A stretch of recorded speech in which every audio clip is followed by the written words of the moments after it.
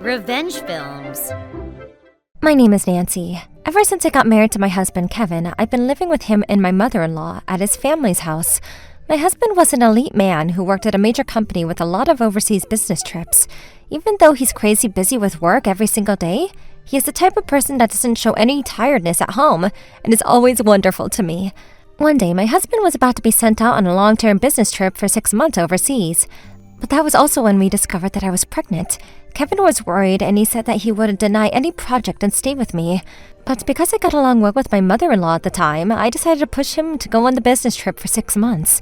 However, after I discovered that I was pregnant, I quit my job and became a full-time housewife. That was when my mother-in-law suddenly started bullying me at home. Because my husband had already gone overseas on his business trip, there was nobody that could defend me. And all I could do was just be a victim to my mother-in-law's bullying. I knew that it was only for 6 months that I had to tolerate this, so I desperately tried to keep going despite how much she was bullying me.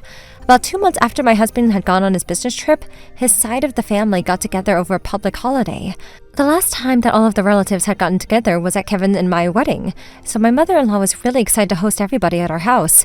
I also thought it was a great opportunity for me to be useful to my mother-in-law, so I did my best to cook for everybody, to make sure they all had full drinks at all times, and worked very hard to make sure that everybody was happy. As I was doing that, all my relatives complimented me for my cooking. Nancy, you're such a hard worker and you're so bright and positive and energetic. How wonderful! Thank you so much. I'm really so jealous that Kevin was able to find such a wonderful wife to marry into the family. Oh, that's not true at all. Hey, Nancy, just because you're being complimented a little bit, you better not get carried away. What? I was genuinely happy that the relatives were complimenting me, but that was when I noticed that my mother-in-law had gotten into a sour mood. Even though I was trying to be thoughtful of her and include her in the conversation, my mother-in-law simply ignored me and refused to speak to me for the rest of the day. And after that incident, my mother-in-law's attitude towards me only continued to get worse and worse. Even when I cooked for her, she would tell me that it tasted terrible and to throw it away in front of me. And even though I was pregnant, she made me climb up to the roof and clean the windows on the second floor from the outside. She was commanding me around as much as she wanted, and then almost every day she would say things to me like, I think of you as my own daughter, so I'm going to be straightforward with you. She would start with a buffer and then yell, You're useless! Even though you're the one living here, you're just a lazy full-time housewife. Get out! And she would raise her voice. Day by day, the bullying was escalating, and when I thought about having to go through this for 6 months, I wanted to cry. However, I knew that my husband was really busy in the middle of his overseas business trip right now, and I didn't want to make him worry while he was so far away, so I couldn't bring myself to contact him. But days like this continued, and because of the stress, I lost my appetite completely. My morning sickness also became terrible, and I was no longer able to take it anymore. I became so weak, I was hospitalized. I couldn't stand it anymore, and so I called my husband and told him everything. Kevin was furious with his mother, and he told me that he would call her immediately and tell her to stop saying such awful things to me. While I was hospitalized, because I was separated from my mother-in-law, I was finally able to relax. Thanks to that, little by little, my appetite came back and I was able to be discharged from the hospital after about 1 week. On the day I was being discharged from the hospital, the people who came to pick me up were my brother-in-law John and his wife, who lived far away in the suburbs. Apparently, Kevin had contacted his brother for me, and they went out of their way from such a far place to come pick me up at the hospital. Apparently, both of them used to be in a famous gang back in their hometown, so upon first glance, they seemed a bit scary. But they were very kind people. I don't get to see that very often, but because they were so thoughtful, not only my husband, but also me, felt like I could trust my brother-in-law and his wife. Thanks to that, because I was able to see them for the first time in a while, I was really happy and I instantly felt my energy come back. When I thought about having to go back home after this was daunting, but just knowing that I wouldn't have to be alone with my mother-in-law on the first day after being discharged from the hospital was enough to make me feel better. I was really grateful to my husband as well as my brother-in-law and his wife. When we got back home, my mother-in-law was waiting, with sushi delivery ready on the table. Because John and his wife were coming back home for the first time in a while, my mother-in-law was very excited, and she put a lot of effort into the meal.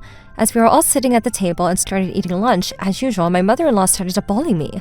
I think of you as my own daughter, so I'm going to be straightforward with you. The fact that you can't even maintain your health while you're pregnant makes you a failure as a mother. I'm very sorry that I made you worry, but can't you see that I'm healthy now? Nobody was worried about your health anyway. Don't get carried away. That child in your stomach better be fine, right? Yes, ma'am. Immediately after coming home from being hospitalized, I was already being yelled at like this. And I was just starting to feel terrible about it when suddenly my sister-in-law, who's been sitting there listening the entire time, opened her mouth. I also think of you as my real mother, so I'm going to be straightforward with you as well. And she said that, my sister-in-law took a deep breath in and out. Why the hell are you bullying your own daughter-in-law, you piece of crap? You think that Nancy is your real daughter? Don't make me laugh. Where do you think you would ever find a parent who's going to bully their daughter-in-law while she's pregnant like this? It caused her so much stress that she had to be hospitalized. Once my sister-in-law got started, she didn't stop, and my mother-in-law was taken aback. Her mouth was moving, but she wasn't able to get anything else out as she sat there and listened in silence.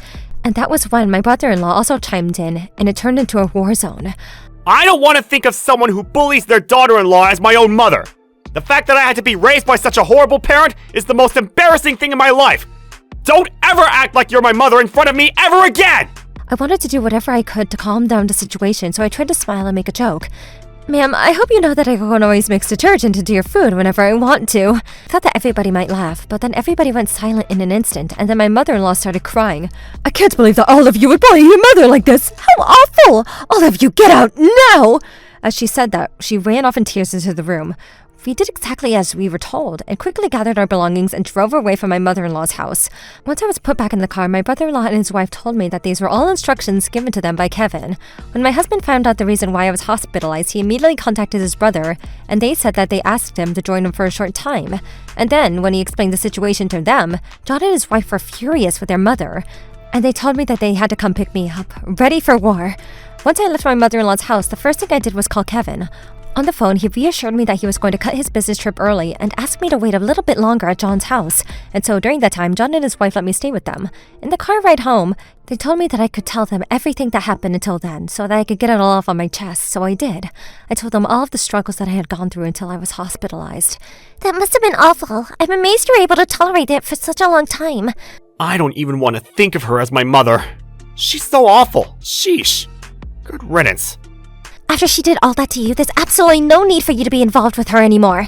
You could just forget about that mother-in-law now, and just live with Kevin and relax. I'm sorry, but I hope you can make yourself at home at our place for a while. Thank you so much, truly. But you know, when you said that you would put detergent in her food, that really shocked me. That was pretty scary. Good thing that we were able to rescue you before you put detergent in her food. That's true. I meant it as a joke. I really didn't mean it. After that, the incident about the detergent became a legendary story among us, and we often spoke about it. Not long after I was living with John and his wife, I suddenly got a phone call from my mother-in-law. Yes, hello? Hello, Nancy. Where are you right now? I'm being taken care of by John and his wife. If you apologize now, then I won't mind forgiving you, and I wouldn't mind forgetting that you insulted me like that. I want to hurry up and live with my son and grandchild, so you need to come home.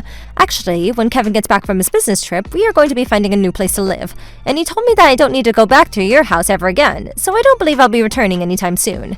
What do you mean that you're not going to live here anymore? Yes, that's right, and I don't want anything to do with you anymore, so we will be cutting off all ties with you. Cutting off all ties with me? You really think you're going to be forgiven for doing that? Both Kevin and John have told me that they would be fine, and they also told me that I don't need to answer any phone calls from you anymore, so I'm going to hang up now. Goodbye. After I declared that I'd cut off all ties with her, I hung up the phone and immediately blocked her. Apparently, my mother-in-law called my husband and his brother multiple times and tried to apologize over and over again, but neither of them would accept her apology, and they all became estranged. When Kevin finally came home from his business trip, we went back to his mother's house one last time to gather all his belongings, and his mother was crying on her knees, begging for him to live together once again, but Kevin coldly responded, I told you, didn't I? Anybody who's going to hurt my family, I'm cutting all ties with. And that was all he said. And then my mother-in-law turned to me and reluctantly tried to apologize. Before I re-entered the third trimester, we were able to find a new place to live, and then was beginning our new lives. Not long after that, I gave birth to a healthy baby. Kevin said that he wasn't going to let his mother lay a finger on our baby, and he didn't even tell her that the baby was born. Now that my mother-in-law was all alone, she wouldn't be able to see her grandchild's face, and she was going to live the rest of her life alone. As for us, we are going to live happily as a family of 3. How was today's video? If you enjoyed it, please subscribe, like, and leave a comment. Stay tuned for more.